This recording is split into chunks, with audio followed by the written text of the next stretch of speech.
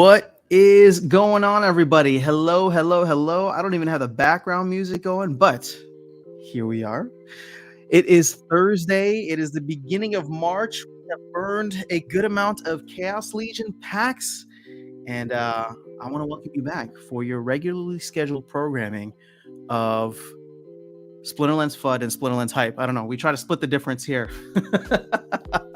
Papa Bear is back in the house. We'll see what happens today. So cheers. I hope everybody's doing well. Everybody's had a good week so far. I myself have had actually quite a busy morning, so I'm starting this a little bit later, and we'll see if I can. We'll see if I can still go for 2 hours. I don't have much on the docket for the afternoon, although let me double check now. Something I should have done once again before hopping in here. No, I think we're good. We can go as long as my tummy doesn't start grumbling. So we'll see how it plays out. But let's see who is here on this fine Thursday, or maybe Friday morning for some of you folks. We got Chris West. Whoa, Chris West, your comment is from 30 minutes ago. Wow. Well, welcome. JP, you as well. Hello. Aaron Kennedy, Andrew Johnson, good morning. Virus, International Travel Channel, Gathering the Magic. Finally caught up on uploading vids I was working on. Hell yeah, let's go, man. Back to the grind. You guys will appreciate this. Not that I'm gonna make you go watch the videos, but I'm doing this kind of collab with Nifty Arcade. And it's just I just talked to them and was like, let me post some content that you can send people to for if they come in new player experience.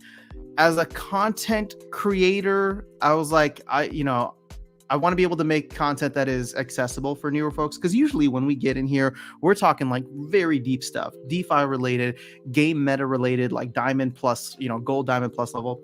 So I felt so out of touch with the bronze and silver and the new player experience. So I went through on that brand new account, Aftersound Nifty, and I've been playing. And after one day with a max bronze account, I was able to rip through all the bots in bronze, through novice and bronze, and make it into bronze 1, which was super impressive. So obviously that's taking a little bit more time. I'm not gonna, record all the videos of me playing the battles, but it's been interesting to see. I feel somewhat vindicated, because I usually go to bronze to get my ass kicked because I don't know what the meta is, but it's like, as long as you have Queen Mycelia and a couple of other legendary summoners, you're probably going to be okay, just to at least make it in bronze 1. Now, my question for folks, for anybody playing at that lower level, because what I like about this is hopefully it'll be like a collaborative guide that we can all come up together with for newer players, help them onboard, give them strategies. I am curious to know, like, once I make it to silver level rating, should I jump up? Because I'm thinking that I shouldn't. I think that I should just stay at the top of bronze, earn a bunch of chests. And I know silver would technically be better, but I hate getting beat down by higher level cards. So my thought process right now is I'm going to stick it out at the top of bronze, earn way more chests that way. Again, this is for 30 days, right? So I'll just be playing the account for 30 days, and then we'll see what happens. Actually, I do want to do it for longer than 30 days, because I don't know personally. Like, I don't know what new players are going to do. They get the delegation from Nifty for 30 days, and then what, right? So I think an important part of this series, as long as I can keep it going, will be, what do you do after your 30-day delegation is up? How do you go? How do you go from there? Do you start renting cards? What's the case? So the cool thing though is, in order to get started in the game, and I covered this in the video. I covered it in the first video. It's like 100 DEC, maybe like a little bit more than 100 DEC to get started. So even, if you come in, you get a free deck delegation rental, like, that's dope, right? You get it for a month. You understand the meta a little bit better. You can start getting up into bronze, high bronze, mid to high bronze. I mean, again, I did it in a day, but I've been playing this game for 18 months. So I understand the meta. I understand the cards. Other people would still be learning. I would give them the whole season, right, in order to get there. Now, my question then becomes,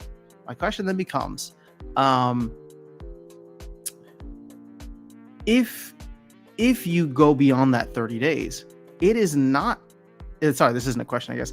but it's actually not that expensive to continue playing the game at the lower levels, assuming that, the market doesn't carry up or start to pick up. But I don't know about you guys. How are you liking the whole season rental thing? Have you rented anything actually for season?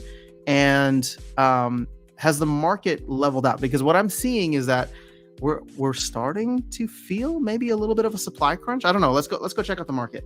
Let me say hello to some more folks, and then we'll jump into the market. So international travel, win group claim. I don't know, man, but I will tell you this. I think we have way more than 100 plots. So this is gonna be a region. Okay, this is gonna be a group region, which will be good. Hopefully, it'll be fun.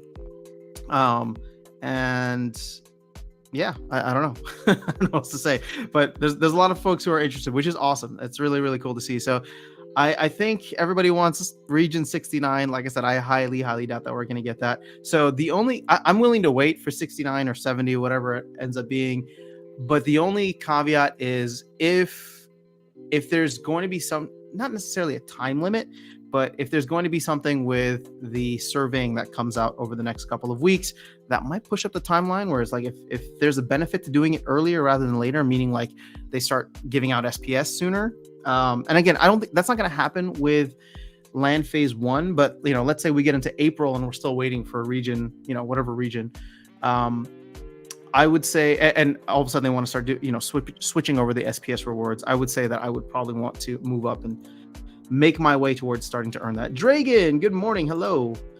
Eric Kennedy, love what you're doing with the content, Nifty. Yeah, man, it's fun. So we've been in touch. I've been trying to figure out ways to help them and utilize the channel. And this just seemed like a easy content play. They're not paying me. There's nothing there, right? It's just, I just want to do something that'll help the new players. And obviously now benefit for me is I make the content and then they can push new players to that content. So it is fun. What's up, Venston? Good to see you here. So could be good to show newer players what it's like going from bronze to silver and what the benefits. Yeah. So again, I want to keep it going. I'm going to do, bronze for 30 days. And then afterwards, I kind of want to create a template. Like, where do you go from here, right? How do you build up your account? How much money do you put in? So we'll see how it all goes. I've put 3,000 DEC in so far and was able to rent, a ton of cards out for the entire season. I have a feeling, actually it's less than 3,000. I've used less than 3,000 DEC. I think I used like 1,800, but I have a feeling that the prices are going to go up, and I didn't do season rentals. So I've already started to see some of those rentals start to get canceled. You could always go back to bronze.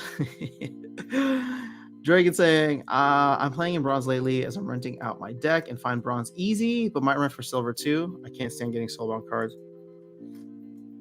I can't stand not getting soulbound cards. Yeah, it's relatively cheap, if I can say that. I don't know. It's relatively cheap to start playing the game, which is good, right? That's what we want. Again, for people coming in, I don't think that it's going to be about earnings necessarily. At least, maybe that wasn't the case for me. When I first came in, like, I was spending way more than I was earning. I was renting Lomacron every season because Lomacron was the that was the meta back then in bronze. So yeah, I don't know. For me now, it's like I just want to continue playing, see what it's like, and then go from there. Earn some more soulbound cards. So I don't know what the long-term plan is with this, but I personally still don't like playing in bronze. It's just too meh. Oh, the other thing too is it sucks that I don't have any of the reward cards, even though the level 1 reward cards aren't like amazing, except for maybe O'Shaughnessy. Can't believe you called us kids for wanting region 16. You like that, huh? Man, children. We'll just keep our region full of beaches to ourselves. Let's go, man. What's up, Stever? Good to see you here. Usually make a silver 1. Yeah, so I'm actually already 1 win away from a ratings perspective to making it to silver 1, but I am not planning to go up just because I don't want to deal with it. So we shall see. Vince is saying rentals getting canceled was not obvious to me as a new player, so you can use that as a cheat sheet. That's a good point. Well, I already have the next video out, so I will probably use, if I do like a day 3 or part 3 video, I'll use that as a teaching moment. But man, the nifty deck feature. Sorry, not nifty. The Peak Monsters deck feature is so clutch because I can go in, and if I just want to rent out like that deck, right? I can go in and see which cards I don't have easily and then add them to carts. Just click. Actually, it's just one click, right? So if I have all the rest of them, all I do is do the add all, and then it'll add all of the remaining ones at whatever the lowest price is for that BCX. Season rentals are a bit on average, but will probably become the norm, which is probably what has been needed for some time. Yeah, I've been waiting for season rentals for a very, very long time. I just felt like it was something that I didn't want to bother. Rentals, we still need those. I don't think everything should be season rentals, but I just didn't like the idea of I can go in and get a card and then it gets canceled on me, right? If I have something, I don't mind renting it for the entire season. So as we go here, and I don't know, let's see summoners, for example, with Chaos Legion. So if you want to rent max level summoners on the daily, okay, you still got a bunch there, but on the season there's only 2. Check that out. It's only Death. Man, Death is getting slept on.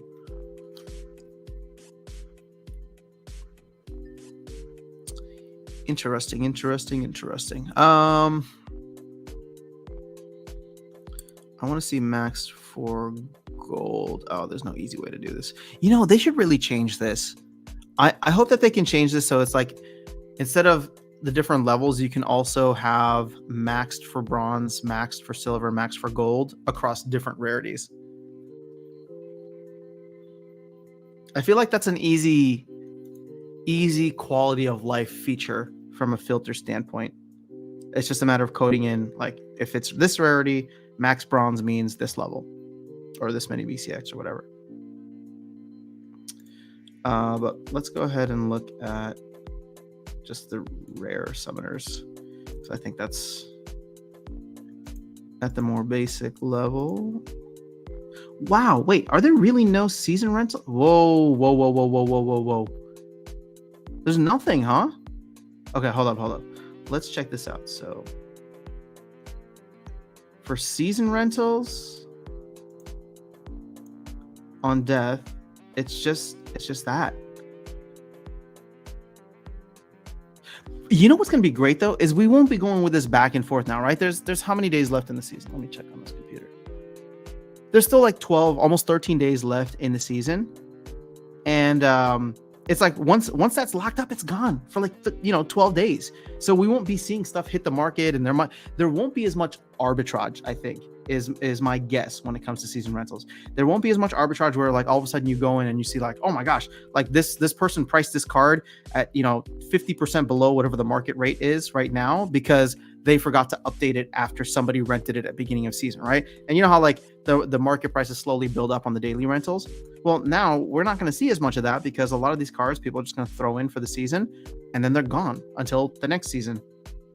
So let's actually go back to, I want to see some of these other summoners. So obviously Kelia.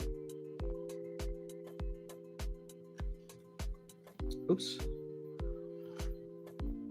Okay, so on a season perspective, only up to level 2. Interesting. Daily? Okay, yeah. See, daily's still full of stuff. I wonder if and when people will transition this over. Okay, let's check one more. Obsidian. Dude, Obsidian has been... Actually, it's not just Obsidian, but Queen Mycelia and Obsidian in bronze is what's carried me through so much of it. Just spamming magic. All right, so there's quite a bit there, but on the season rentals, there is a level 7, but after that it's just a level 4. The thing is, I don't know how many cards I have that I would love to just lock up, man. This is like if you a real estate owner, and then you just want your cards to be, you have that passive income, right? Because nobody can cancel it. So it's for an entire season, half a month, you know exactly what you're going to earn. And as long as you price it competitively and it gets rented out, that's awesome. All right. But here I go again, comparing it to digital real estate when, you know me, I don't like cards as investments, but I am just saying that's how I would view it. Level filters is available on Peak Monsters rental page. Ooh, okay, good to know. I'll have to go check that out. Yeah, there's some crazy rental opportunities to make money right now until everyone auto rents is modified. Yeah, okay, so this is a good reminder. I'm reminding myself, but also for everybody else here. The new DEC market listing fee goes into effect next week. So I am actually planning to turn off my Splex auto rentals just to see where things shake out with that. So I'm gonna need to go into my rental account that has all my extra cards and see what's up. But the rental income has been really poor, so maybe I should just start leveling up those cards. Can you explain what the DEC sinks will be once the excess is burned and SPS becomes the only source for DEC? I was curious if there will be any sinks that are continuous to remove DEC from circulation. Well, okay, so land is going to be a big one, but sure, that's like, it's finite, even though it's like technically double or maybe even more than double of what is currently in circulation for DEC. Where we get into infinite DEC sinks, in my opinion, are guilds, because new players coming in will want to join a guild, or if there's no more space in current guilds, they will start new guilds. So that's where the player growth and this whole flywheel thing becomes somewhat exponential. Now, there could potentially be infinite DEC sinks in certain land plots, but obviously we haven't seen that yet. We know that there's going to be infinite card sinks, so I don't want to rule out that we could see potential infinite DEC sinks there. But as of now, the only infinite DEC sinks I see are are guilds and potions, which we currently have. But obviously, the more players that join, the more that will want to join guilds and open packs in the future. Willa D, what's happening? Steve was saying, I'm not sure I would. How do we price season rental if we get up to 3x at the end of season? Well, that's, again, Steve, this is why I think it's going to take a little while for the market to find a happy medium. And when I say a little while, it could take like weeks or months. So because, you only get one shot with the season rental, and then half a month is gone, right? And then all of a sudden you're like, oh shoot, I priced it too low. I'm seeing other season rentals for way higher, and now I'm stuck with this for whatever, right? But it could take a couple of seasons, which means it could take a couple of months. But I do think we will get to a point where people will just see what the market rate is, realize that they don't want to be playing the game, they don't want to be paying the market listing fee, and it's just like, you know what? If this card rents out for X amount of DEC, I'm happy with that. And if I notice that the cards are becoming more scarce, well, then next season, I'm going to up it by a couple of DEC or a couple percentage points. So Aaron's saying, yeah, I'm turning off my Splex for a little as well. Yeah, I mean, I just want to manage it and see where I'm at. I'm way overdue as well to go through and check out all of like the extra cards I have, we'll call it. Because I have another account that I just used to send extra reward cards to, and so they're all just one BCX that I was using with Splex. So that is going to get hit hard with this fee, and I don't want to deal with that. So I have to see where it's at. But I have noticed that one BCX stuff, like I used to be making way more DEC rental income, and now it's just nothing. Chris Stern 100, what's going on? All right, so I'm gonna do this not because I'm trying to call anybody out specifically, but I do want to recognize that I think that there's some new faces, or at least some new names on the channel, or at least attending the live stream. And I'm saying this because I think that, we probably are getting some newer folks into the space. So Chris Stern 100, I don't believe we've ever spoken before, but I want to welcome you here. Thanks for coming through. TWD Frodo, you can take what your total is from season divided by the days. Well, yeah. And so again, the market's going to market, but it could take a while for the market to find that happy medium.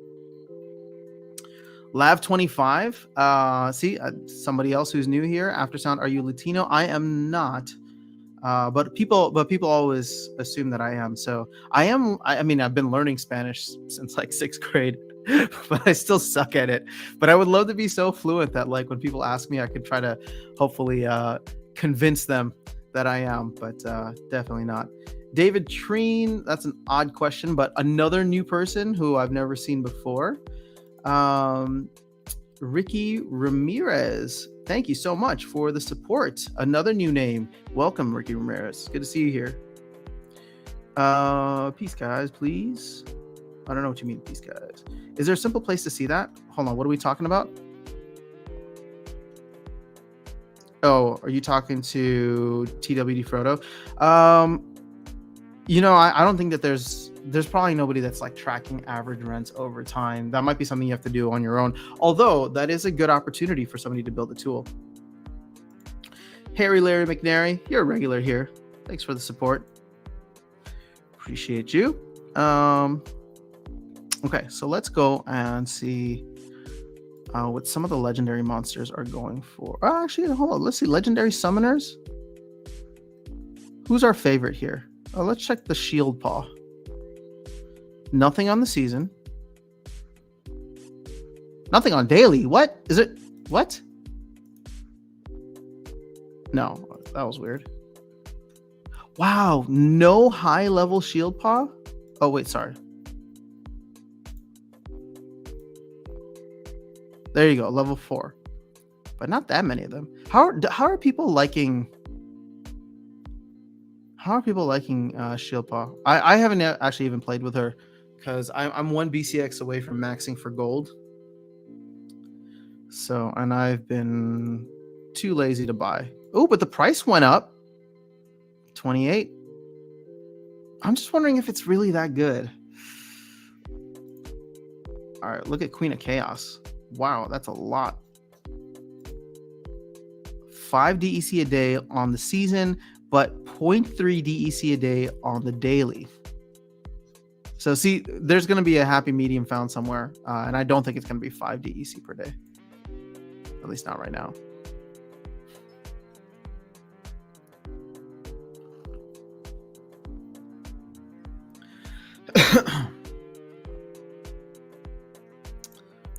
Grandmaster Wraith is another good one. Oh, excuse me, guys.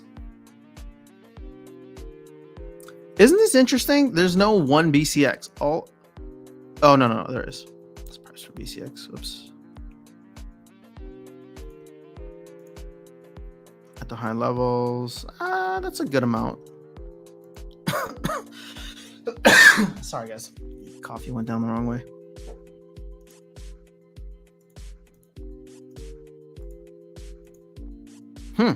But no. Oh, that's it. Just 1 BCX. 1 BCX on the daily, on the seasonal. All right, let's check out monsters real quick. Max level monsters. There's just not much on seasonal. Okay, well we will get there. I mean, I wasn't expecting this to do, to be a huge changeover. But, Butters, what's good, man? Good to see you here. Hello. LOL, all the serial killers feels trollish. Yeah, I don't know. We get some weird questions here sometimes, but everybody's welcome unless it's the sponsors. Sponsors I have to keep in line. But thankfully we haven't had any sponsors in a while, which means the channel must be doing not well. So that's good. We want to keep the channel nice and quiet. It is our little secret here. Don't tell your friends, so that we don't get any more of those inappropriate sponsors. What rental investment should I make for retirement? Oh gosh. Well, this is a gaming channel. Ronald. Also, your name is phenomenal. Let's see here. Wild stuff. I know. I've been doing decent with Lily so far. Well, and I know you play at the highest levels too, Virus, so that means that Lily must be pretty good. I mean, the market is dictating it, but I don't know how much of it is market hype, because it is Dragon versus... Oh, let's go to sales, actually.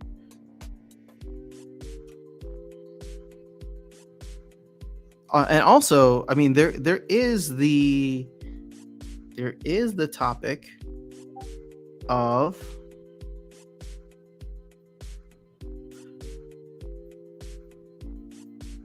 the circulation being way less. So Aaron Kennedy, got your message. Thank you for letting me know. Seems to be the case. I'm kind of bummed on Lily. Was hoping for a cooler art. If it's gonna be cute, at least make it broken, right? Everybody was okay with Kitty being cute because Kitty like dominated. Lily's kind of like middle of the road in terms of domination. Although, I would say that this creates a definite need or demand for skins, because I would love to see, man, the one that Virus showed a while back. That would be pretty awesome, in terms of if you were able to get something like that as a skin. I just want it against Lamacron in Magic only rule set with Lily and Earth monsters. I would love to know what your lineup is. Lily, well, the triage isn't going to help you much. Camouflage in Magic, unless they have snipe, isn't going to help you much. But I don't know any like Earth monsters that have snipe. Earth Magic monsters that have snipe. So maybe you just went with like a Bakjira situation. I'm just curious how Lily helped you win, because I don't think that you necessarily need Lily to beat Lamacron. But I don't know. We'll see. David, what kind of coffee do you prefer? Black instant coffee. I'm lowest on the totem pole of maintenance when it comes to coffee. That is all I drink. Can my daily investment make a strong return if my morning wood won't go down by noontime? Well, I don't know what you're investing into, but you got to do you. I got my 11th Lily today. I had to buy 5, got 1 for 26, 1 for 27, the rest for 28. I need to just suck it up and buy one. Then I can start playing with it in gold, because I am still very much in gold. Man, okay, so guys, I love the Archmage team. Max power is awesome, but my Archmage bot is atrocious. So I have it playing in wild, and I just want you to see this. This is what I woke up to this morning. I'm like, wait, I should have more chests available, and it's just on this epic losing streak. It's awful.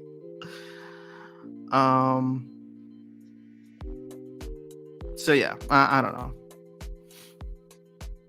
All right, so we will be a little bit more moderated, since people are trying to push the things. I don't know. Do I believe in second chances? Not really, but I like the idea of putting someone in timeout. So there we go. We're gonna put some people on timeout, just because they got some interesting viewpoints on the world, and are starting to push the well, this isn't a family-friendly show, but they're starting to push the right buttons. All right, DS12. Bought a bunch of summoners today, officially at 4 max level, with most of legendaries at level 3. Wow, nice. Okay. Well, you are set. Almost. So I need to get my going back to the market. Or actually not the market. If I can get your advice, guys, this is not financial advice. This is gaming advice, right? I want you to see the levels at which all of my Chaos Legion summoners are. And I know, well, actually I only care about the legendaries. So I have a level 3 Yasik, a level 3 Wraith, level 3 Astral Entity, and then a level 2 Shield Paw, which I'll get one more to at least get level 3. My question is, if you're stingy on funds like yours truly, I'm curious to know which one you think is the most important from Yasik, Wraith, Entity, or Shield Paw. Who is the one that I should max out? I feel like most people are going to answer with Lily Shield Paw, but I'm just curious to know, and maybe I don't know, but so maybe we'll remove Lily Shield Paw, because I want to max out Lily Shield Paw just because of the dragon nature, right? So then I have Quicks and Lily and Lux. So then between these three, Yasik, Wraith, and Astral Entity. And it looks like I have an extra BCX of Wraith here, so that'll be a little bit cheaper. But between Yasik, Wraith, and Astral Entity, which ones do you feel would be good for the meta at the diamond level? Do you turn on Hard opponent setting? I have no idea. I don't really mess with the settings at all. I think I don't know. When trolls show up, maybe we are getting popular. Well, that could be it. Aaron Kennedy, true. What's up, DJ Bagman? Chris Stern, we are getting very popular. True.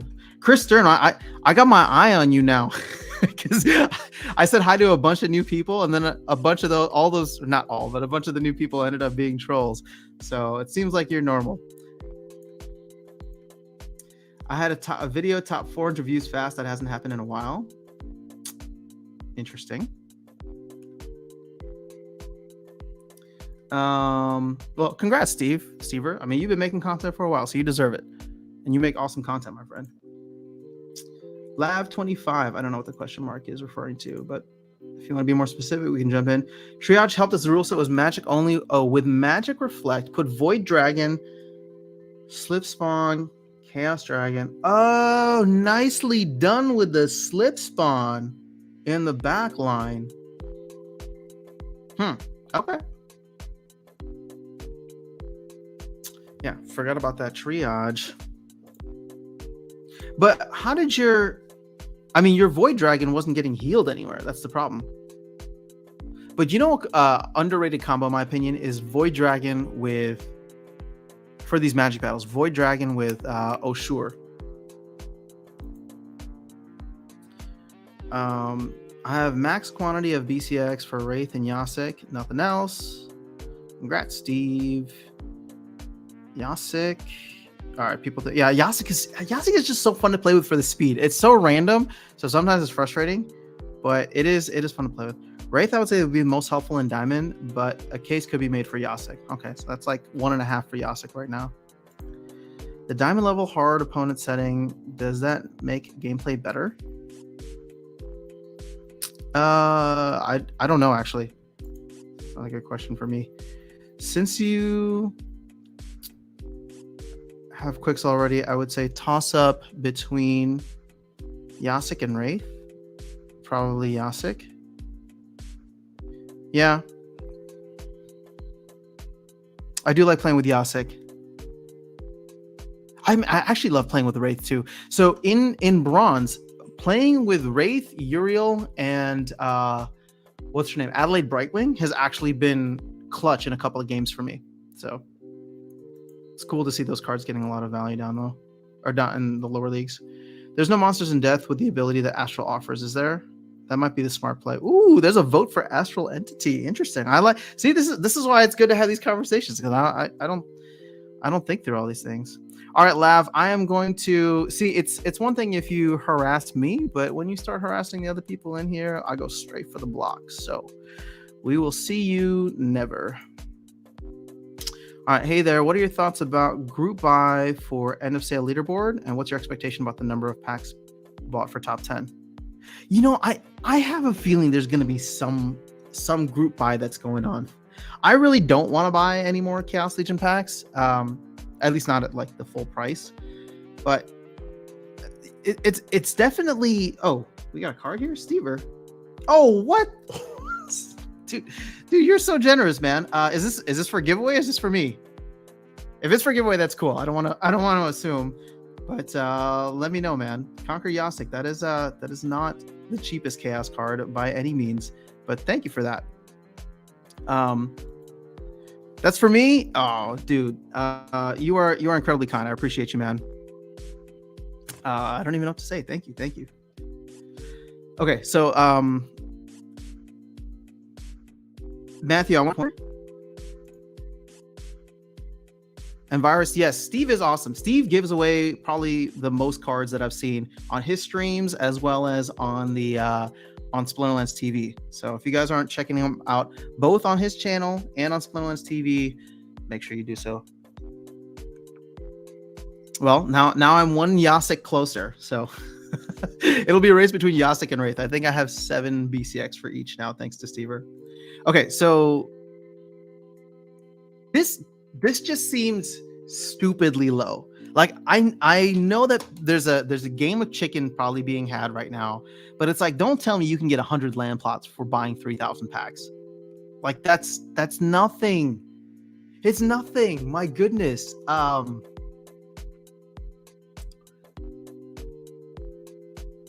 Again, I'm not saying that I'm going to organize this because I think we're going to end up losing, but I am curious to know who would be interested in joining a group buy, because I feel like I'm going to start asking around to see if there is one going on, just to help you guys out.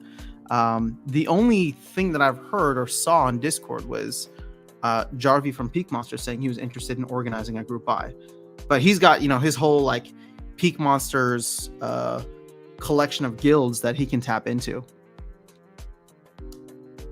But keep in mind, every day 25,000 more packs are burned, which means if you just need half of what's available, it reduces by 12,500 every day. But I don't think you're even going to need half, because like, look at the spread here. I mean, there's like 3 people kind of fighting for the top portion already. So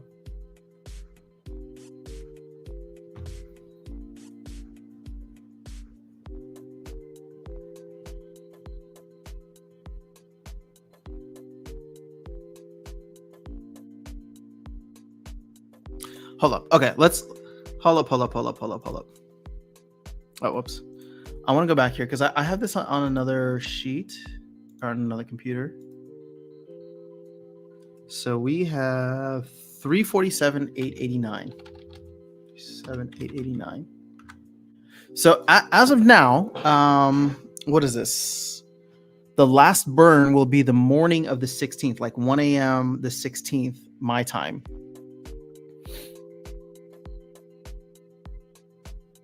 And today is the 2nd, so we have what? I guess that's just 14 more days. 3, 4, 5, 6, 7, 8, 9, 10, 11, 12, 13, 14, 15, 16. Yeah, 2 weeks. Holy crap. 2 weeks left of Chaos Legion. But there is going to be an end of season between now and the 16th.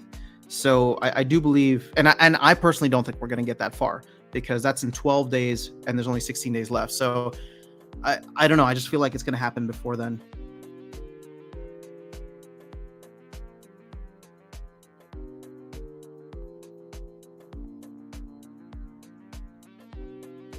The only thing is, like, it's just tough to manage. Like, I don't know how you would do it, because it's like, if you don't make top 10, or sorry, if you make top 10 but not top 3, I don't know how much value like these Rooney have, and I don't know how much liquidity there is for Rooney, but could be interesting. I mean, 3,000 packs right now. 3,000 packs divided by 1.2, so you need to buy 2,500 packs, and then you get 500 times 4,000 DEC, 10 million DEC times 0.00075. So you could essentially win 100 land plots by spending $7,500 right now.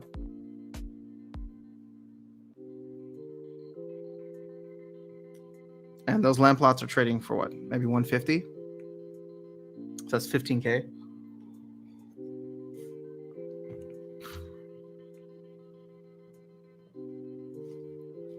Oh, virus plus vouchers. Man, vouchers is just a black sheep stepchild.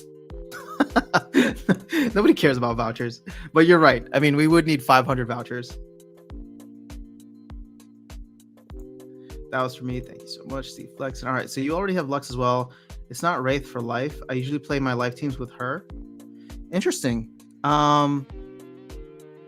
You know what I love? When you get the weak magic rule sets, I always opt for Lux in those situations, because essentially you get gifted Wraith's abilities. You don't get Amplify, but you get Wraith's abilities, and then you get 1 mana less, more armor and more speed. Sorry, more health and more speed. Astral Entity, because it's the only legendary I got in the drops, and Death is awesome. Death is awesome. I would join, but I don't have a job right now, so I can't put any more fiat into the game. That's fair. In a group buy setting, I might buy like 200 packs, but I see some big buys coming. Well, Yeah, no, I see big buys coming too, and I don't have the financial firepower to play with the big boys. The mega whales. Good morning, Harris. Good to see you here. What's up, BB Omega? Plus vouchers. I care about vouchers. I'll gather the magic. Somebody has to. You in state of survival. 908 at the moment. If you want to measure how much behind you are. Thank you. You know, I do have a little thing here. How far behind am I? No, we're not doing that bad. I'm like a minute behind on the chat. I usually try not to let it get more than like half an hour. That's when it gets a little concerning for me. Vouchers permits to buy DEC at 50% discount. I need to buy more DECB because I want to at least get 2 out of the 3 starter packages for 2 land plots. So that's 40k DECB. I'm not as sure about the totem. I don't know if I necessarily need that, but I want the building and the time crystals sound cool. I keep hoping for vouchers to go up, but they are staying low. I keep buying to burn for DECB. I mean, might as well. That's the best way. I've just been burning whatever I get, any extra vouchers that I get for DECB, because I figure that's just probably the best way to use it.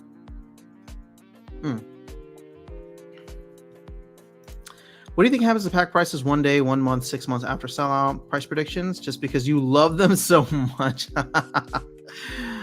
For people who are new here, Aaron is trolling. I don't like to do price predictions because this is a gaming channel, not an investment channel, even though I love talking about the investment side. I don't know, man. You know, part of me wants to ape into secondary packs because it's like, I don't know. I bought a little like 100 something when they were at like $2. I didn't buy it during the sale, which I wish I did, because now those are the people selling now for like 100% profit, or 80-90% profit. But I did buy a bunch at about $2. So it's nice to see that those are up now technically. The only thing that I don't like about packs as a quote unquote investment is it's just low liquidity. It's not easy to go and like sell a bunch of packs because you might move the market very quickly, both on Hive Engine, and then if you sell it in the game, well, actually, you can't even sell it in the game the way that you can sell it on Hive Engine, because on Hive Engine there will always be a buyer, there will always be a bid, but in the game you have to wait for the buyer to come to you, so you just have to list it and then beat other people at whatever their prices are. And I don't know if there's going to be a listing fee for that too. Maybe it's just cards. I'm shocked with the amount of SPS that's coming in. We have not crossed 1 billion yet. But I think we should be getting there soon, right? There's about 1 million SPS minted a day. Because we're not burning that much. Okay, so to get back to your question, we have 8.8 million packs opened, 3.5 million circulating. I would say there's a good chance that this gets closer to... no, we're not going to hit 4 million.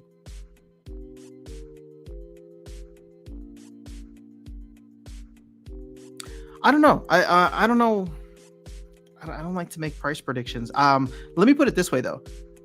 It's not a price prediction, but it is a prediction on when the packs will increase in value. I personally don't think it's going to happen March 17th or the day after we sell out. Maybe there'll be like a quick spike in prices again, but it's going to be the same thing we saw with the reward cards, right? So if you remember like Jared Scar and all those, in fact, this would be good to reference. So Jared Scar, Venator Kinjo, all those cards spiked up to like $4, $5, $6 right after that announcement happened. And now you can see, where's the price? Well, back under $3 or at about $3. So what's my point with that? Basically, you're going to get speculators that come in. And really, if you're trying to play that pack selling game or the pack flipping game, my thought process would be, well, you buy packs right now, and then you immediately sell when we get close to the end. People think that prices are going to go to $4 or $5, so they come in buying at $3, but it's you selling to them after making a 20% profit, right? And then things slow down again. And the only time I would see packs going up in price would be once we start to see the card sinks come in for land and tower defense. But that's like mid to late Q2 at this point. So, and I don't think it's going to be a, oh my gosh, we're sold out and like whatever happened with Untamed. I think it's going to be a slow and steady grind. People are going to go to the market. They're going to see what's available.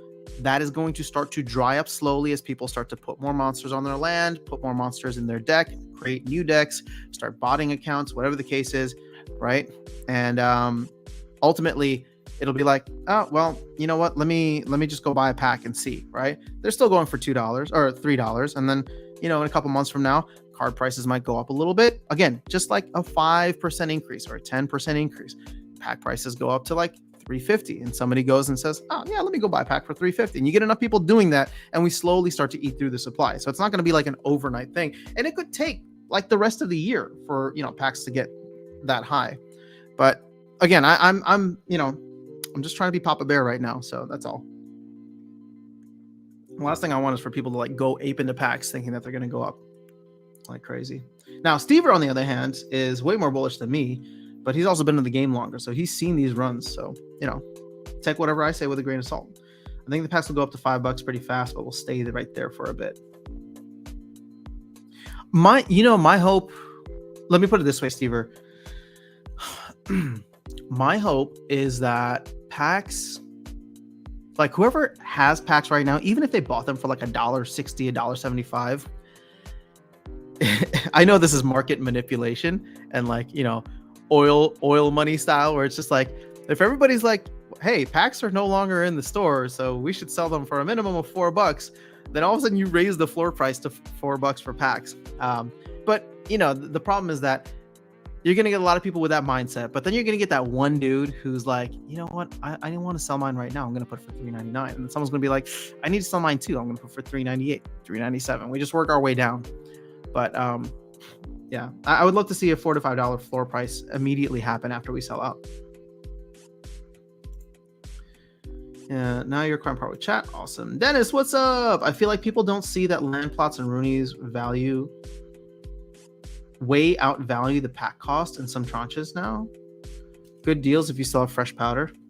Yeah, Rooney's interesting. Do I have Rooney open here? I don't, but I don't know. Part of me is like looking at Rooney and being like, that could be interesting. But then I also don't want to pay the gas fees. It's like, I look at that and I'm just like, oh, I wonder if I should just clean out the floor under 0.3. But I don't know. We'll see what happens.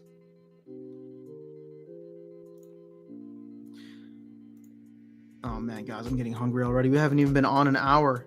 Did you check Splinter Forge market on Splex? I did not. I'm so behind on Splinter Forge stuff, Baby Omega, but shout out to the Splex team, dude. They are non-stop. Gene Pool and the Splex team are just constantly delivering. Like, man, they got some good energy. If they were designing a game and doing weekly town halls, I think we'd all be really happy with whatever they're putting out there. And yes, I know. I love the Splinterlands team. I'm just saying, it's awesome to see what Gene Pool and Yixon are doing, because it's like every day, or not every day, but like every week, it's just like, oh, Splinterlands team added this, boom, we're in. Oh, community wants this little feature, boom, it's in. Like, I bet Gene Pool, because he's just so deep in the numbers, he's probably like, it'd be a good tool, this, and then Yixon's like, all right, done. Like, it's a really good partnership. So I'm happy to see them succeeding and really partnering with a lot of great projects. Virus, I'm keeping my vouchers in the Voucher Hive LP until either batteries are close to done or Land 1.5 comes out. Shh, don't tell people about that. Don't tell people about that one, Virus. That's where I'm keeping my vouchers too. I mean, I don't have much. It's like $50 worth of vouchers, but it is a nice return. And at the end of the day, like, I don't need the crazy returns on vouchers. Like, I don't know that vouchers are ever going to do like a 10x and go back to $1. I mean, I would love that, but meh. Splinter Forge market has some good deals, lots of action so far. Amazing. Stop trying to be Papa Bear. It doesn't suit you. What do you mean? I even got a town hall shout out for being Papa Bear. But yes, I mean, I am way more bullish on the general economy. Although I think they're still going to increase interest rates because the jobs numbers came in higher than expected. It was a couple weeks ago.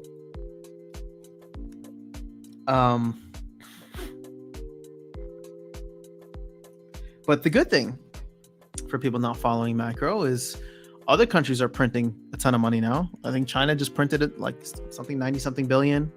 So there's liquidity being added in, and it's not just the US that plays into these global markets. So what makes things interesting is there could be a certain amount of decoupling that happens with the US market and global crypto markets.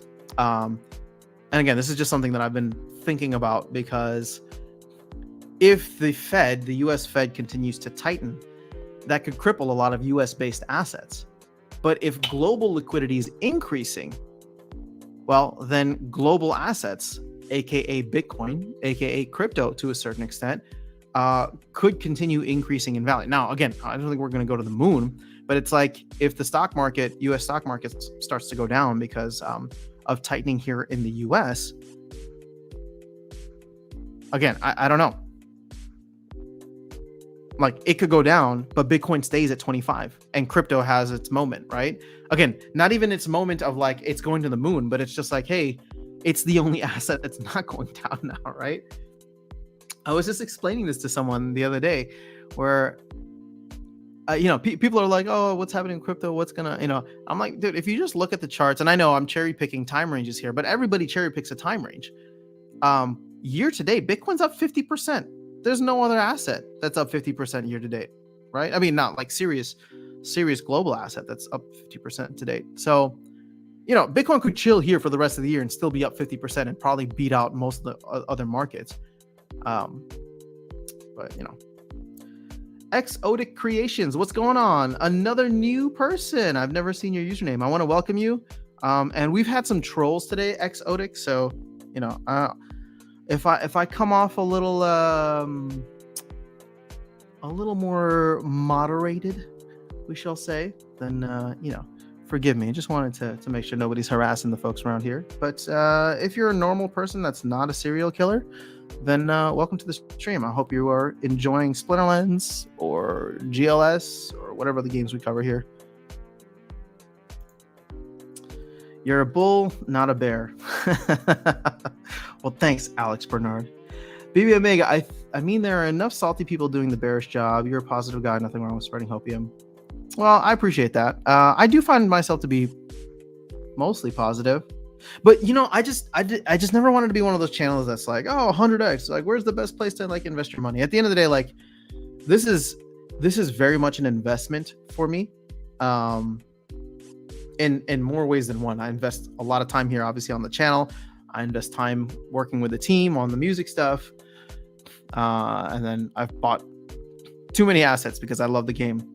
But at the end of the day, I want this channel to be more focused on the game aspects. And I know that's never going to be the case because here we are talking about like global macro economies. But I don't want people to make decisions based on like what I say, because I'm just a random dude on the internet who nobody should be getting financial advice from here. The only financial advice that I give when it comes to game related stuff is it's a good time to get into the game. And then I always get destroyed a couple months later when the market's going down. And all of a sudden it's like, man, buy your Oceanus at $30. Oh man, it's a good time to buy Oceanus at $20. Oh man, it's a good time to buy Oceanus at $2. But we'll see where it goes. High on Hopium plus Hanging Chat is better title for the next stream. Well, the stream titles are getting a little bit more bullish. What's the stream title today? Oh, Chaos Burning Hype.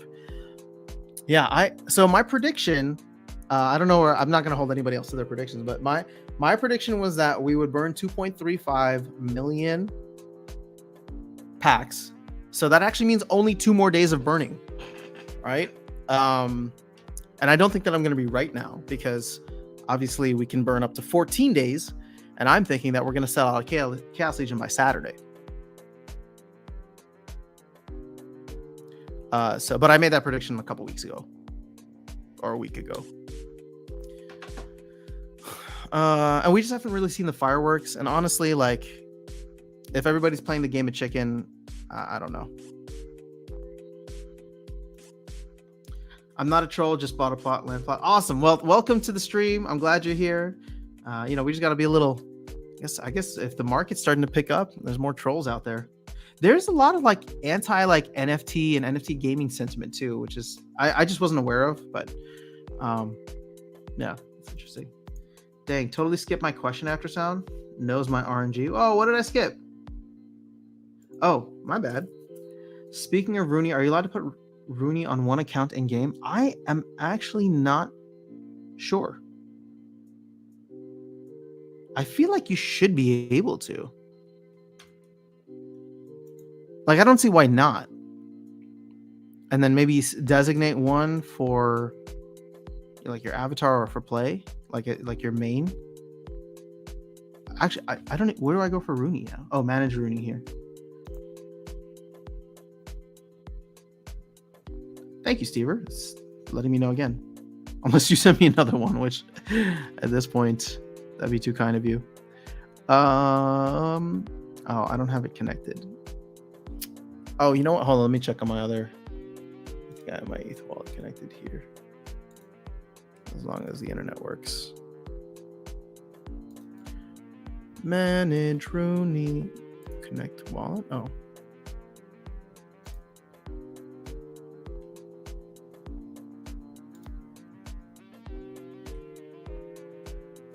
Oh, you can connect more than one. Look at that. Assigning this Rooney to an in-game account will cause the Ethereum NFT to be staked. No, I'm sorry. It's not that. Okay. So I only have one account. All right.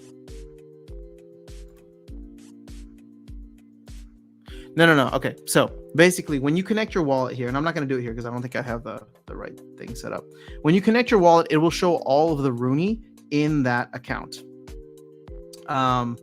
And once that account, once it's connected, so like, for example, I have more than one Rooney, so it'll show all the Rooney that you have here. And then when you click into it, you can assign it to an account.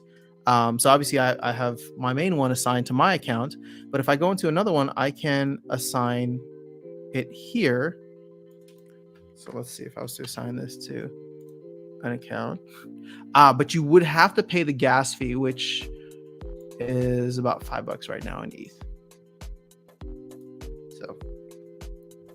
So I don't know if you can assign two to the same account, but you can attach your wallet and see all of the Rooney that you have and then assign from there.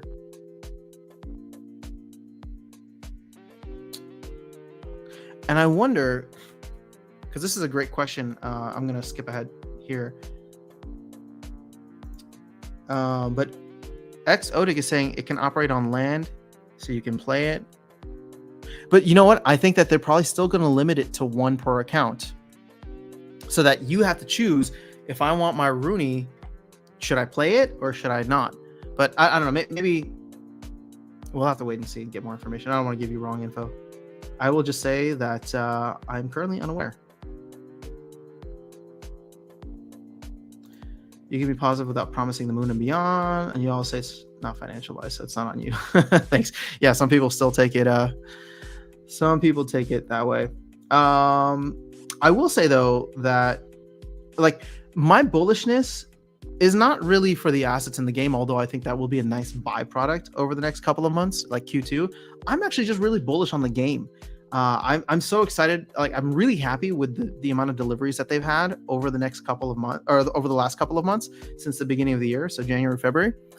And it's just like, man, if they can continue delivering like this, and we have new games coming on the way. I know I'm salty about tower defense, but it's like, I don't know. It's exciting times to be part of this community. I feel like there will never be a point in which we run out of things to talk about.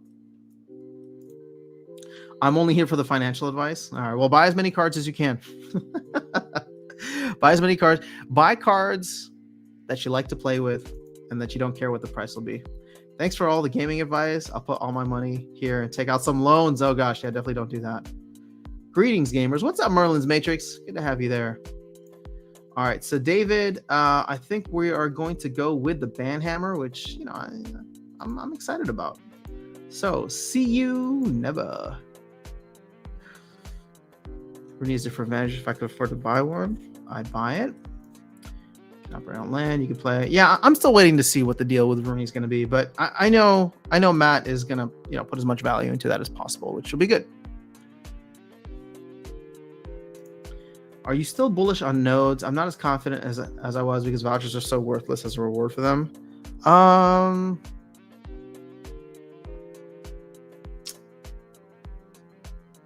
That's a great question. Am I still bullish on nodes?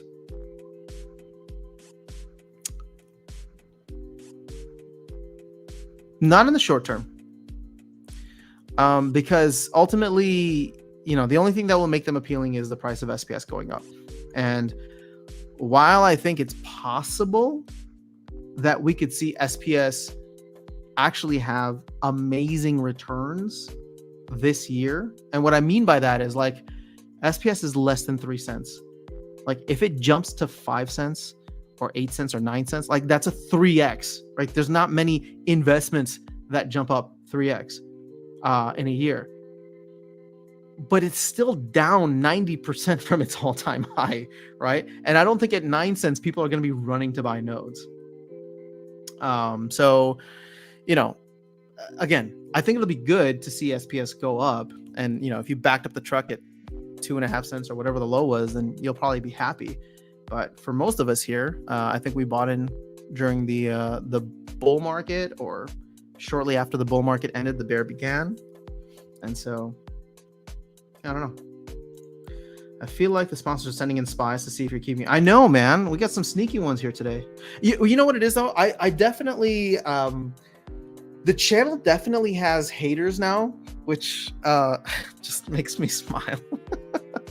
Because it's like, hey, look, Ma, I made it. Like, there's, how do I say this without seeming super, super insensitive? There's something to be said about people that are just in such a negative place that they want to spend their most precious resource, in my opinion, which is your time, right? They want to spend time coming in and trying to tear you down, right? Just trying to do whatever. Like for them, they get joy out of that. And I know there's some people that just want to see the world burn, but I don't think that's everybody, right? I think there's just some really unhappy people out there that don't have their priorities straight and don't know how to get themselves from point A to point B. And so, I take the Gary Vee approach where it's just I have empathy, right? People want to hate on me for whatever it is. A lot of people I don't want to say a lot of people, but I've gotten definite comments on shill and oh, you work with the team, so you're misleading people. And I'm I've never hidden anything about what I do. And I definitely don't try to give any financial advice. I just love talking about the game.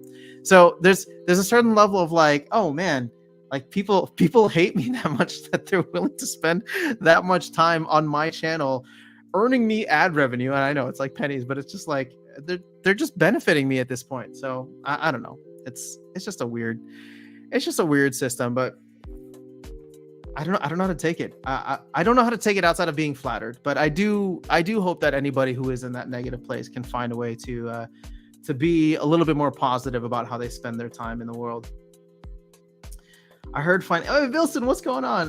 Yeah, it's all financial advice. I have a feeling no prices could take a hit too when validator software comes out. Indeed.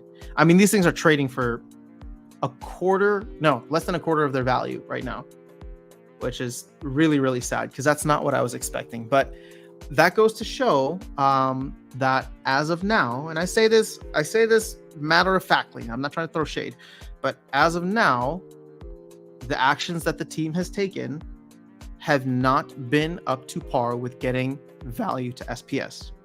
right? So you can see that very evidently, both in the price of SPS, but then secondarily with the price of nodes, right? Like the price of nodes, I mean, they will only fly off the shelves if SPS increases in value. So there is that incentive there for the team, for the project, not just for the team, but for us also, right? Like we want to see as many nodes fly off the shelves as possible. And I know everyone's going to whine about dilution. That's what they're doing over on the GLX Discord. But my whole point with this is like we want the network as decentralized as possible. So like the rewards are cool, and I definitely factor that in. But I don't, at the end of the day, that's not what it should be about. So I want to have nodes because yes, passive income is nice, but I also want to be able to decentralize the network with all of the regulatory stuff that's happening. And we need to get SPS. Like we need to get SPS on the SPS chain as soon as possible, in my opinion. Like that, I would say, and I know Hardpoint, I think, is the one working on it, on the validator stuff. Like it's not sexy, it's not fun, but like I would put that ahead of land even, which thankfully I don't think we have to do it, because it seems like, Matt's focused on land, Hardpoint is focused on validators. So at the end of the day, we just want to make sure that nobody's going to come in and try to shut down our SPS staking. I thought it wasn't free and we had to sign a soulbound contract only disclosed by burning DEC. What are we talking about?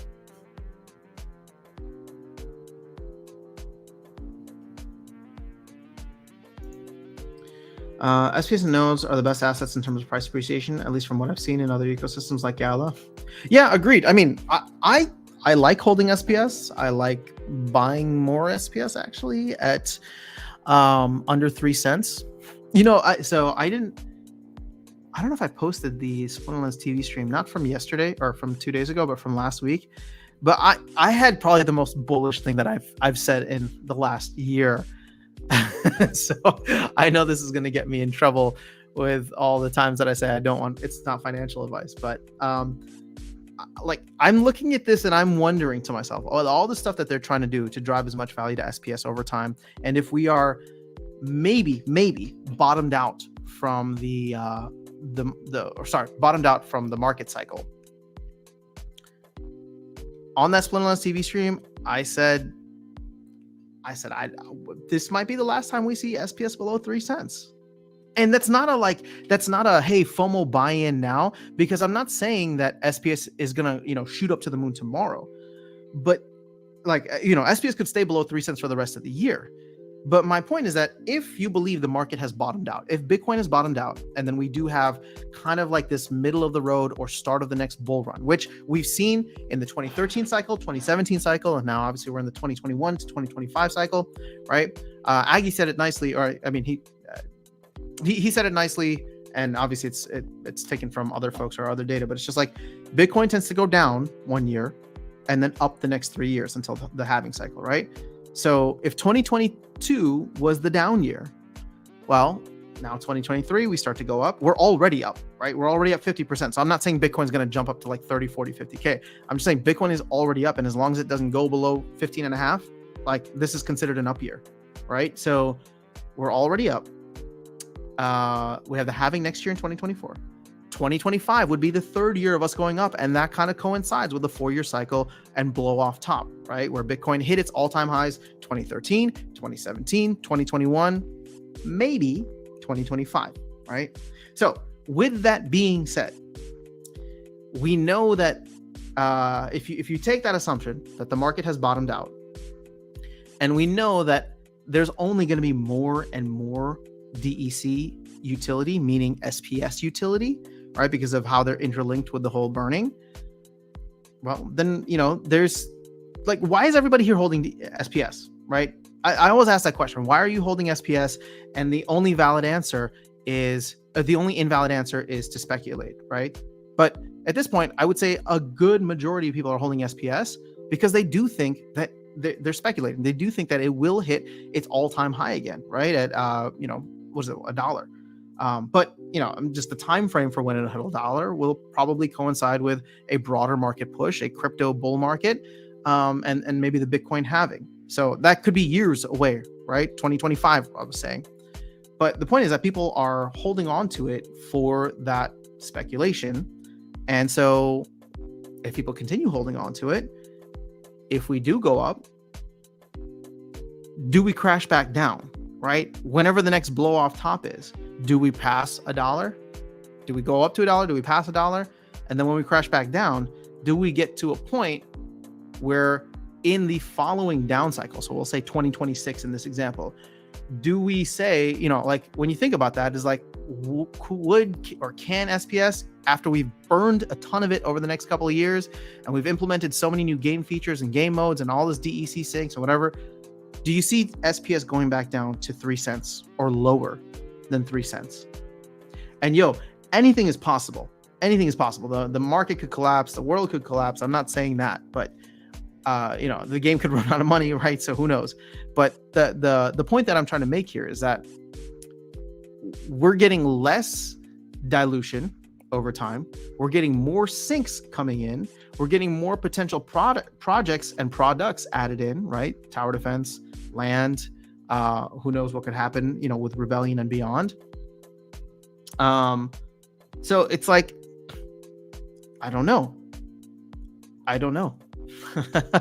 But I have that thought, and I'm just thinking out loud of, is this the last time we see SPS under 3 cents? Like once we start the flywheel, whether that's Q2 of 2023 or Q2 of 2025, right? But once we start the flywheel and go above 3 cents, do we ever drop back down again, right? In the long term, right? Not short term. Obviously we can, I'm sure once we get up to 3.5 cents, there'll be a Bitcoin dive and we drop back down to 2.9 and everyone's going to be like, oh, look, you were wrong. But my point is that, like, in the long run, is this the best time? Or sorry, not the best time, but like, is there a chance that we don't see it go below 3 cents after this market cycle? So that's an expansion of probably the most bullish thing I've said. And I'm going to leave it there and drink from my Papa Bear cup because I don't want anybody going and aping into SPS now. So do your own research.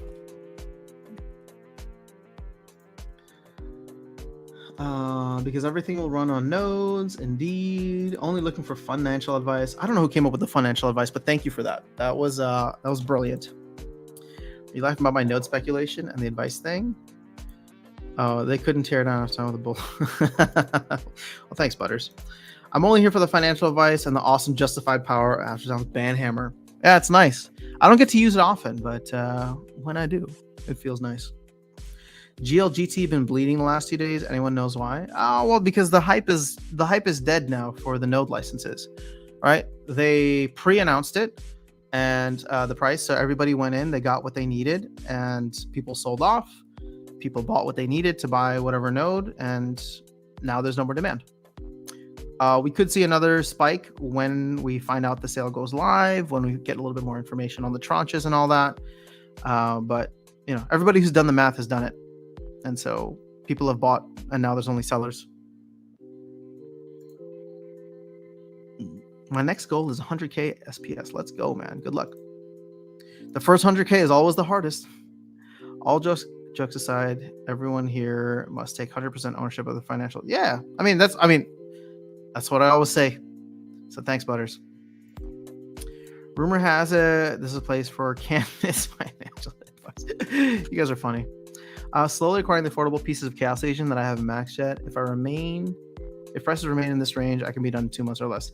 I think it'll actually be okay. See, like, this is the bearish part of me coming out now. I don't think that they're going to have like infinite card staking and all that. Like right at the beginning of Q2. So if we're at the beginning of March here. So if they don't have it until May, which would be, a little bit earlier than halfway, you have March and April, and you'll be good. Now, prices of packs might go up, but we haven't seen card prices really follow that. At least not Chaos Fusion card prices. I want to hit SPS requirements for tourneys in SPL. How much do you need? I can't wait for delegations to come out. That'd be awesome. I don't think, unless the global market crashes or fails dramatically. Yeah. I I wish we could maybe rent SPS to be staked to your account, like hire from dealies or maybe guilds. Yeah, I think we're gonna get something like that soon. That's on the docket or the roadmap for Q2. So I don't know if that comes before or after validator stuff, but it would be it'd be good to have. Did they just log me? No, okay.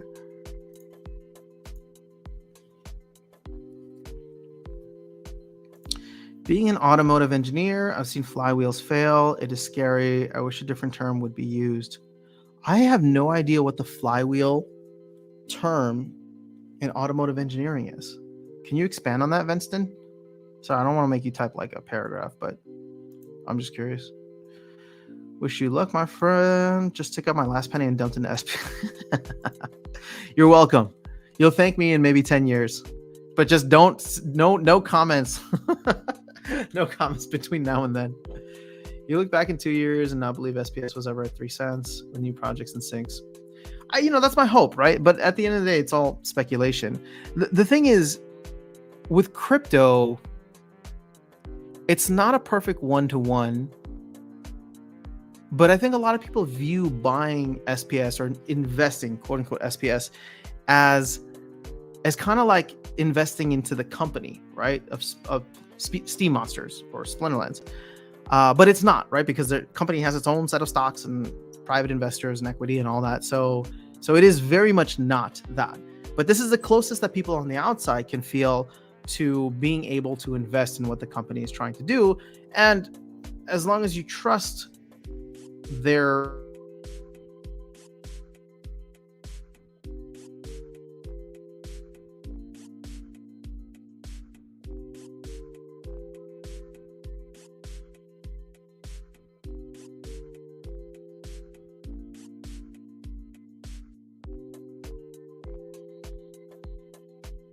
hammer.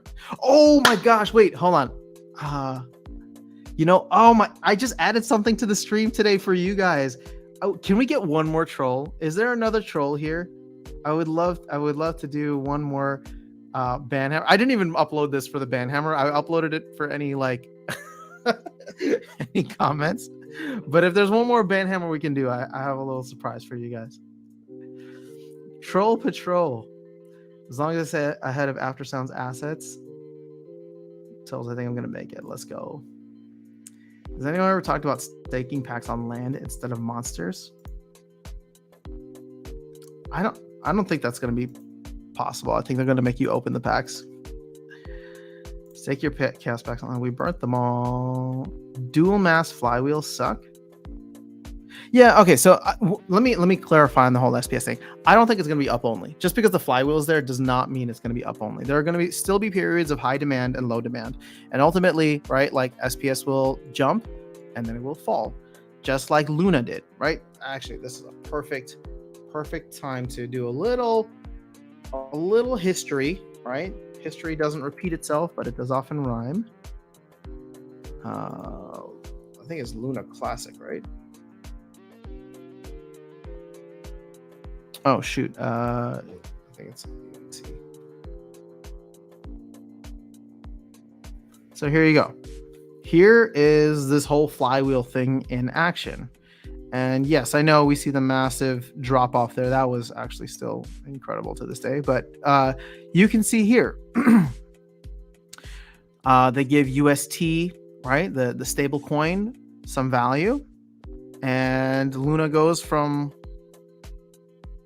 29 cents to 29 cents, tops out here.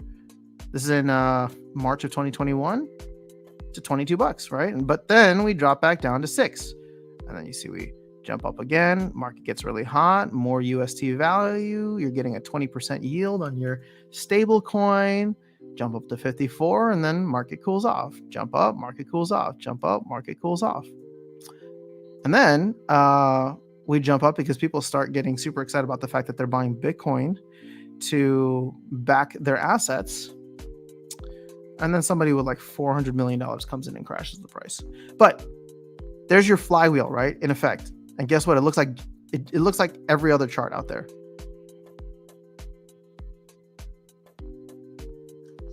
So I think the same thing will be the case for SPS or any flywheel type of nature. Imagine a chunk of steel flying at around 300 miles per hour, going through a cement wall. That was the most dramatic flywheel failure Oh, you just want the term changed. Okay. Well, then, yes. My mic just cut out. Wait, how long was I out for? That was odd. But I'm back now. Sorry, guys. I don't know what the deal was. Here, no, I'm not gonna ban your Dave account. Mainly because I don't know how to unban. so don't test me, because even if I like you later, I can't unban you. I don't even know where I would need to go for that. Here you go. See, I uploaded this morning just for you guys, so I'll show you. I don't know when and how I'm gonna use it, but I'll just throw it in. It's time to kick some legendaries today. Wow, that was really loud. Sorry. That was really loud in my own headphones. So if that just blew out your speakers, my bad.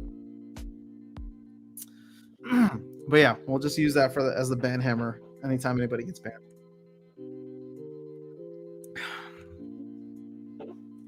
All right.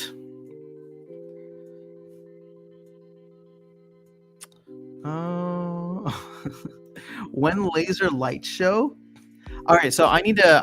I'll try to go this weekend and see if I can get some cool stuff to level up the stream. Again, it's just so bright in here. So I don't know.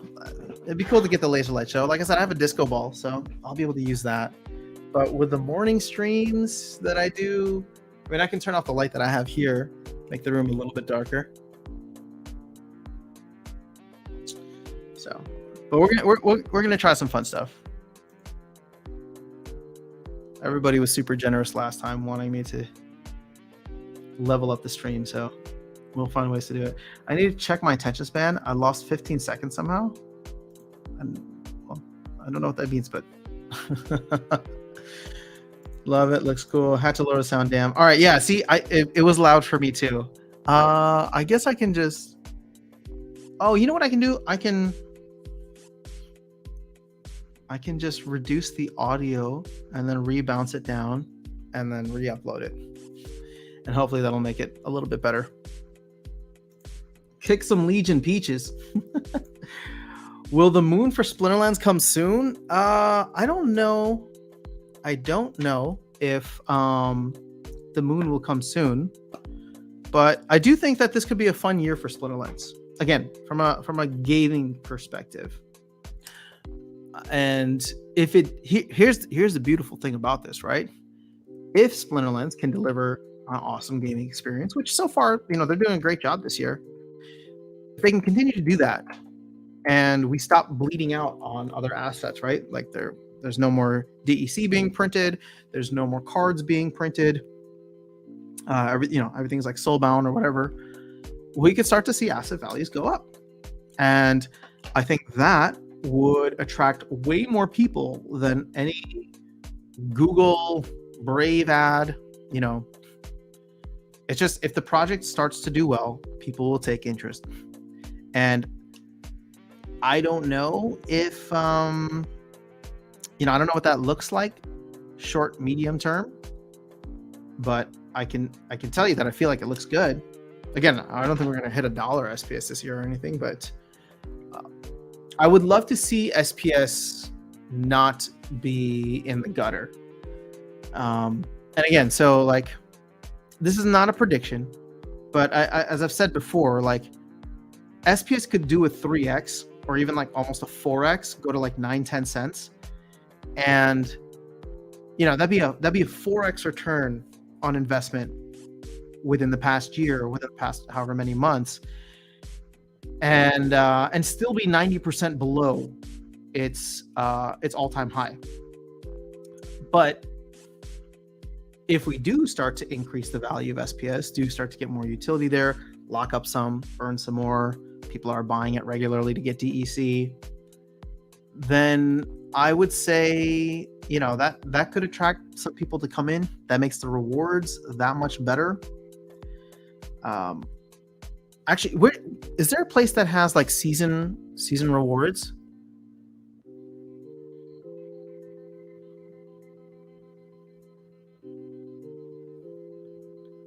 I think oh, season lookup. Okay, so let me check Splex here.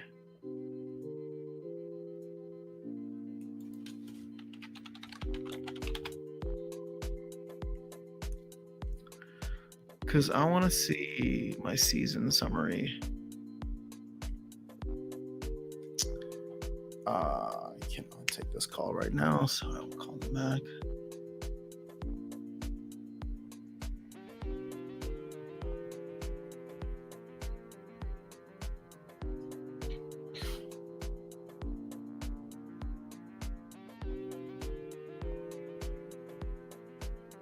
All right, so the thing is, I had a very good season. I had an SPS chest with 1,000 SPS, I think. So that's not great for last season.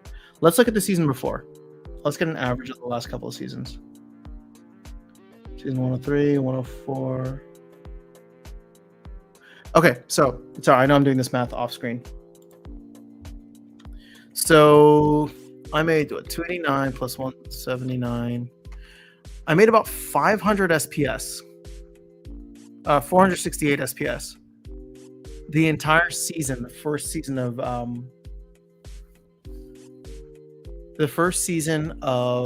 Soulbound reward cards. So I made 468 in that season. With SPS at point what 028, that's like $13. So what was it divided by 0.028?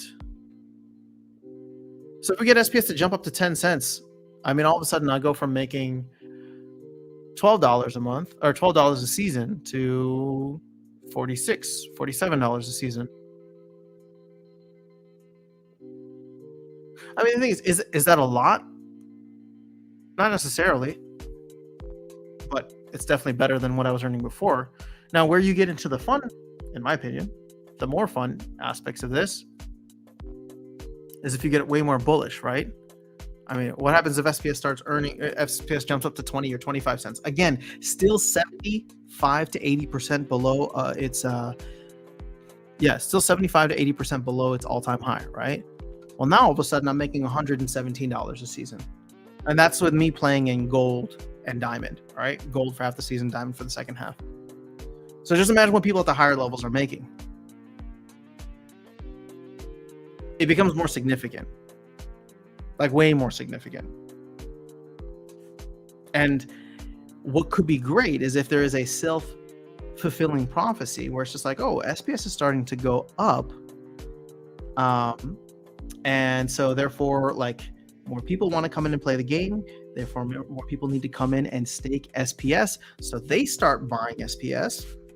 SPS starts going up even higher, right? Because the demand is starting to increase, and we get this virtuous cycle going all the way up. Is it possible? Yeah. Is it probable? I have no idea. But I like the thought of it, right? It's like if we can just get a little bit of a jump start, and the game is in a better place structurally and feature-wise, we start to bring in more people. They start to buy more SPS because the rewards are good. They start to invest more in the ecosystem. Boom, boom, boom. You get this, domino effect that goes up, not down, right? And so all of a sudden we're pushing SPS to a price that feels euphoric. And at that point, hopefully, you, I, and everybody who's been here who saw SPS at 3 cents, if SPS jumps up to 50 cents, we'll be like, yeah, something doesn't feel right. Let me go ahead and sell a little bit now. But we'll be selling to the people who come in and, they're like, oh my gosh, SPS jumped from 3 cents to 50 cents and its all-time high was at $1. Like, it's definitely going to hit that. I can get an easy 2x here. And all of a sudden they buy in and market cools off. And that's just how things work. Get a bubble machine no, I can't copy Walking Keys. He's too cool for me. Didn't know she might cut out. What do you think of alpha cards? I don't bother. KGM. I'm just Chaos Legion and forward from here. Alpha is too much. Too expensive and not as much utility because I play in modern mostly. Pretty focused if you know how many seconds you lost. Will the real swamp splitter please stand up? That's one of my favorite cards right now. OHM. Who's OHM? Samir Rajan. I have vouchers essentially for being a winner on my channel. Oh, cool. OKGM. I feel like if SPS got to 10 cents, you'd see some real pressure on Riftwatcher selling out. Yeah, I hope so. I heard a rumor that Riverwar Captain was going to find new lands. I wouldn't be surprised. Not now, but in the future. And when I say future, we'll just call it a couple of years from now if there's another land sale. Off topic, but rare CL rewards jumped by over 25 to 30% to max since the town hall. People are buying them up for land. Yeah. Well, I mean, it is starting to happen, but people are going to focus on CL reward cards first because that's where the, not arbitrage, but I mean, that's just where the deal is right now. They were way overprinted. But what remains to be seen is, can we eat through those so that there's enough to play in-game as well as use on land? Can we eat through enough of them that we start to eat into a lot of the Chaos Legion cards? Splex has seasonal rewards. Yeah, thank you. That's what I was just looking at. I made 50 cents in SPS this past EOS with 50 diamond chests. Oof, that's rough. Virus, I had quite a few plots of land with nobody sit on them, so I'm thinking of at least doing some serious stacking ore cards. There you go. I made $13 in SPS, 50 diamond chests plus. Nice. We just witnessed the hope of Papa Bull. At that point, I'm selling. Yeah, but so much stakes. Selling will be difficult. Probably a good thing. I don't think selling will be as difficult as selling GLX. I see people aping into GLX, but without us even being on, without us even being bridged to other chains, I worry about liquidity there. Without liquidity pools, really. I don't know why I just clicked on that. Actually, you know what? This isn't the best place. Splitter cards is the best place. They have a nice clean interface. Oh, whoops. So here you go. 510 million staked, less than $1 billion overall. 481 million circulating, or liquid circulating plus DAO. So actually this includes what's in the DAO, which I think the DAO has like 60 million or something like that. It should have more than that. Why did we say that the DAO only had like 58 million staked? Or 58 million total? This clearly shows that more has gone to the DAO. Oh, you know what? Let's just check peak monsters.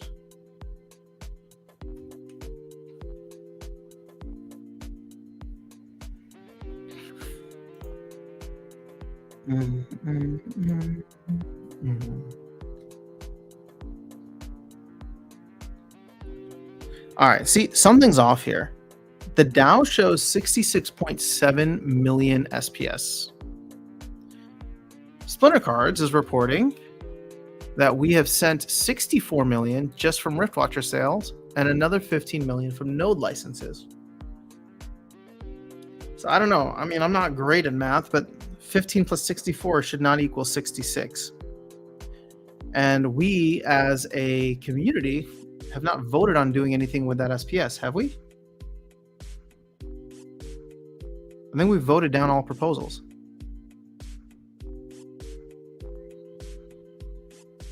So, okay, well, here, I'll be Papa Bear again for you guys. I mean, this, like, it's data stuff like this that really annoys me.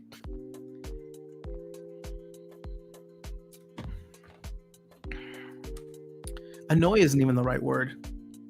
It puts a serious lack of confidence in me. I make 3,000 DEC a day renting out my little scattered gold. Like, oh, nice. I still say disco ball and afro wig, even some nice aviators. All right. We'll turn this stream into a party. And a groovy shirt, of course. Absan, could you do me a solid and get a little over 20k Rift Watchers packed in the shop to get some airdrop hype? Man, you know what's so funny? So you guys know how I do like the songs for the lore, um, for like the legendary or whatever the airdrops are. I was just looking, and I had completely forgotten that I actually did a song for the Ancient Redwood airdrop back in like early December, because we thought that we were gonna hit it soon. So they tasked me with writing a lore song and put it out there. So you can see just how long it's been. January, February, March. I mean, it's like 3 months that nobody's been touching Rift Watcher packs. More like people watching. Oh, well, thank you, Aaron. Appreciate you. Druid's Bloods, what's going on, man? I haven't seen you or talked to you in a minute. How are you? I do think this is going to be a really fun summer of Splinterlands as well. Last year was great. We got all of these awesome changes to the game, modern format, ranked rewards. I think this summer it's going to be exponentially better with new game modes, new games, land, and I don't know. It's going to be exciting. I mean, the team's firing on all cylinders. It makes me excited. Noda, good to see you here, man. Speaking of GLX, really agree with you. Excited more sports being added. Yeah, I mean, I'm excited about the platform. I just don't think anybody will be able to take real capital out until they get the LPs going. Like Viking helmet with bullhorns. That's what you could do. Maybe have a bear mask. Oh man, a bull mask with a bear mug. So I'm about to find 100 million SPS somewhere. Dude, that would just be a backbreaker, man. I mean, if we find more DEC under another couch cushion, I don't know. At that point, I don't even know.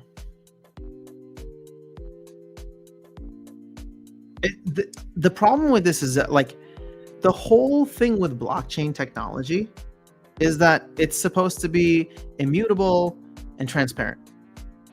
And so, again, this is not like, I'm not trying to throw shade on anyone specifically here, because it's like, I know Splinter Cards is trying to pull data from a certain place.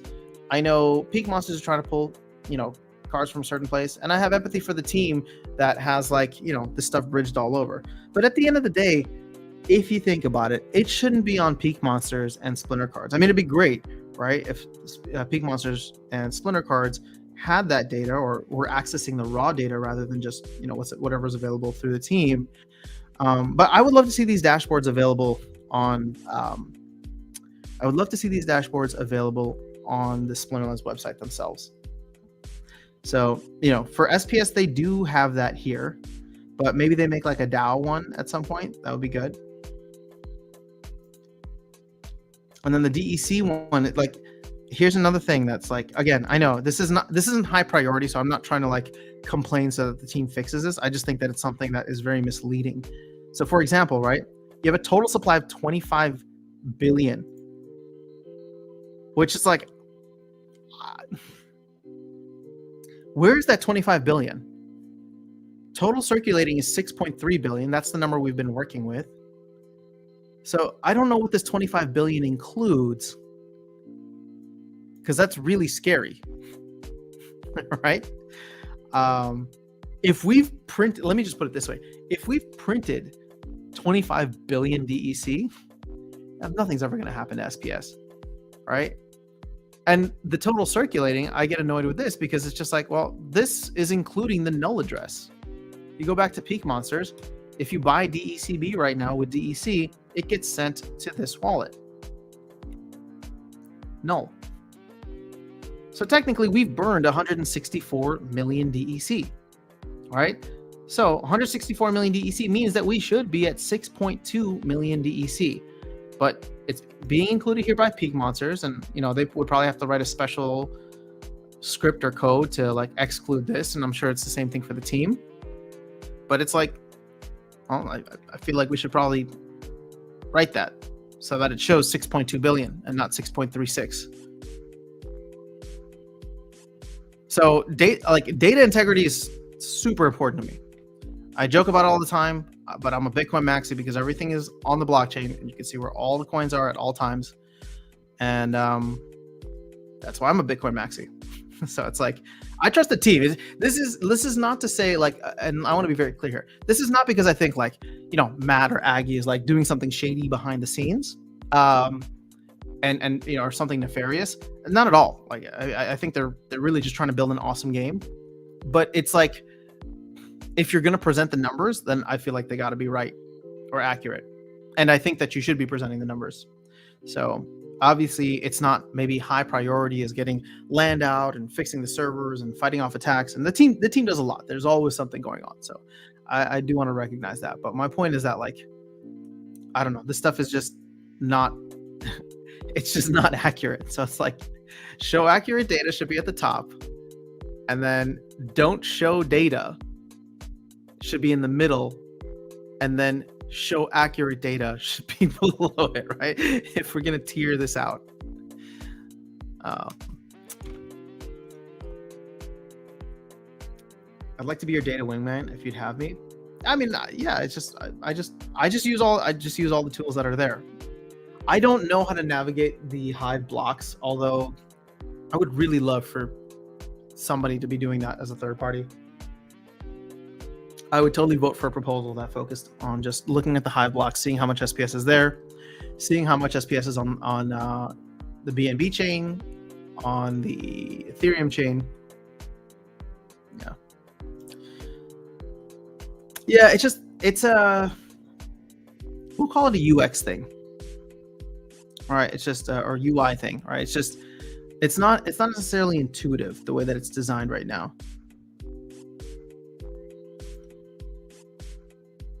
How long till no more chaos packs? At the very latest, the morning of 2 weeks, the morning of the 16th, March 16th. But I think it's going to be below that or before that. This is all quite concerning. Papa Bear's back. Dude, Papa Bear's always here. I just like to get excited about certain things. But see, Chris, this is what worries me. Inaccurate numbers would be discouraging some from even trying Splinterlands. Yes. Because I'll tell you now, I'm just being brutally honest with you guys. If I was new to the game today, right? Not considering everything else, but if I was new to the game today in a bear market where we've seen a lot of projects fail, because I'm doing this with other projects right now, right? I'm like, if I want to get involved in something else, if I was to come into the game today and like this issue were to be raised, I would look at this and say, man, like there's no data integrity here. Like you have to go on the word of the team. And I haven't seen enough of the word of the team to know that, they're good people that just want to try and create something awesome, right? Again, if I was new. But obviously I've been here. I've met the team personally. They're awesome. They're trying to build cool stuff. So I live with this, even though I don't want to. But to your point, Chris, if the data is not accurate, there's nobody that's going to come here. Nobody with serious money. You're going to get a couple people who want to try out the nifty decks and maybe throw a couple bucks in. And sure, if you get enough of that, maybe you can move the market. But what you want is what you want are whales, the people who are going to come in and buy, 4 million SPS because they're like, man, this is such a great project. I believe in it, whatever, blah, blah, blah. And I think you immediately disqualify yourself from so many folks because of the fact that they come in, they do their proper research, because 4 million SPS is a lot of money. And when they can't see the data integrity on the back end, the way that they can see it for projects built on Ethereum or projects built on Solana even, right? Like, nah, I'll pass. It's on Hive. It's even more difficult, right? So I feel like the last few days of Chaos Legion pack sale will go very fast. I do too. To me, it's just a game of chicken until, somebody decides to really take the lead here for packs. But,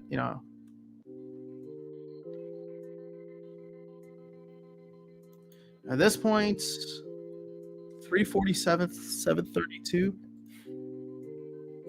They're moving quite slow.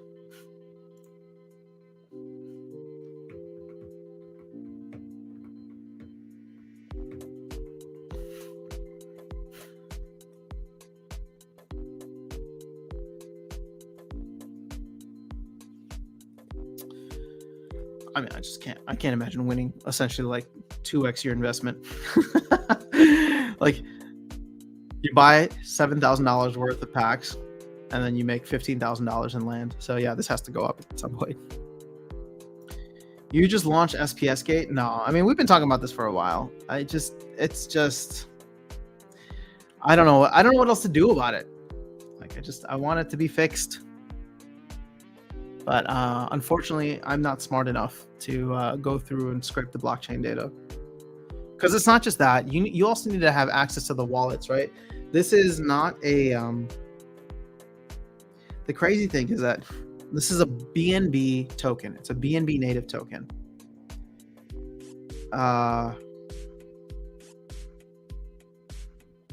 So you need to know where the distribution wallet for that BNB token is.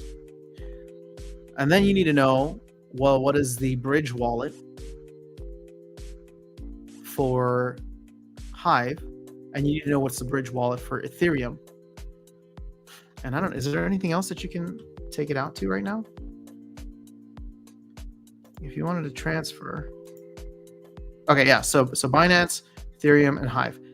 So you would need to know the specific wallets for those three, like the main wallets. And then, I'm sure the team has that information. I'm sure we could figure it out if we needed to. But yeah.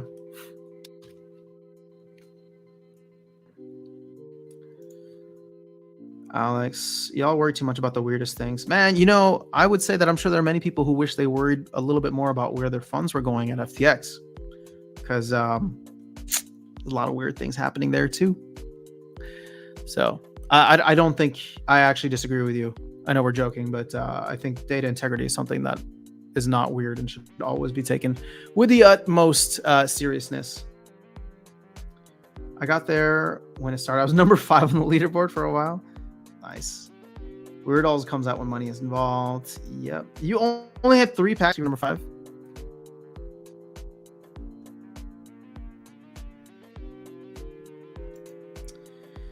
Should be exciting.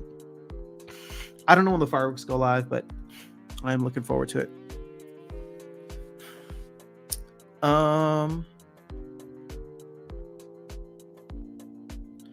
We've almost done 2 hours. It's past noon here. So I think we're going to start to wrap up now.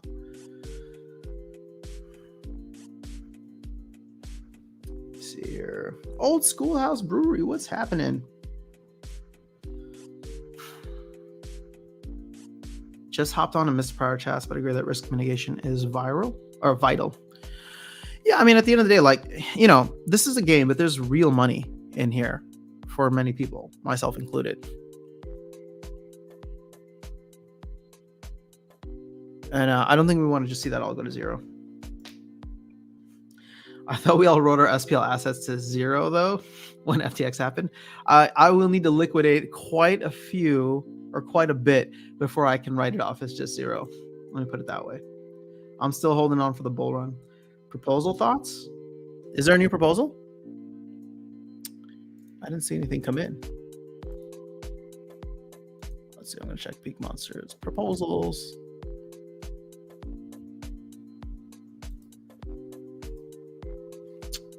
Come on, Peak Monsters.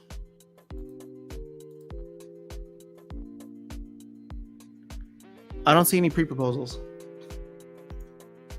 Thanks for the time. Thanks for the stream. Awesome as always. Yeah, guys. As always, I had a good time. But you can tell, Papa Bear's back a little bit, right?